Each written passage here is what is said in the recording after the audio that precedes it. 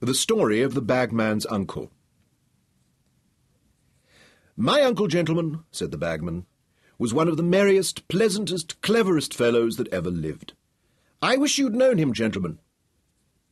"On second thoughts, gentlemen, I don't wish you had known him, for if you had, you would have been all by this time in the ordinary course of nature, if not dead, at all events so near it, as to have taken to stopping at home and giving up company, which would have deprived me of the inestimable pleasure of addressing you at this moment. Gentlemen, I wish your fathers and mothers had known my uncle. They would have been amazingly fond of him, especially your respectable mothers. I know they would. If any two of his numerous virtues predominated over many that adorned his character, I should say they were his mixed punch and his after-supper song. Excuse my dwelling on these melancholy recollections of departed worth. You won't see a man like my uncle every day in the week. I have always considered it a great point in my uncle's character, gentlemen, that he was the intimate friend and companion of Tom Smart, of the great house of Bilson Slum, Caton Street, City.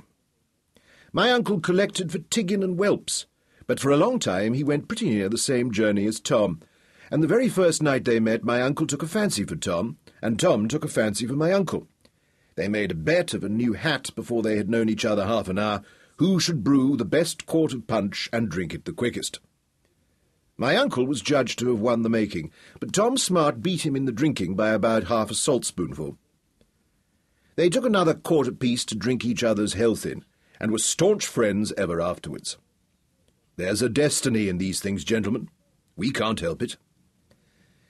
In personal appearance, my uncle was a trifle shorter than the middle size. He was thought stouter, too, than the ordinary run of people, and perhaps his face might be a shade redder. He had the jolliest face you ever saw, gentlemen. Something like Punch, with a handsomer nose and chin. His eyes were always twinkling and sparkling with good humour, and a smile, not one of your unmeaning wooden grins, but a real, merry, hearty, good-tempered smile, was perpetually on his countenance. He was pitched out of his gig once and knocked head-first against a milestone. There he lay, stunned, and so cut about the face with some gravel, which had been heaped up alongside it, that, to use my uncle's own strong expression, if his mother could have revisited the earth, she wouldn't have known him. Indeed, when I come to think of the matter, gentlemen, I feel pretty sure she wouldn't, for she died when my uncle was 2 years and 7 months old, and I think it's very likely that even without the gravel his top boots would have puzzled the good lady not a little, to say nothing of his jolly red face.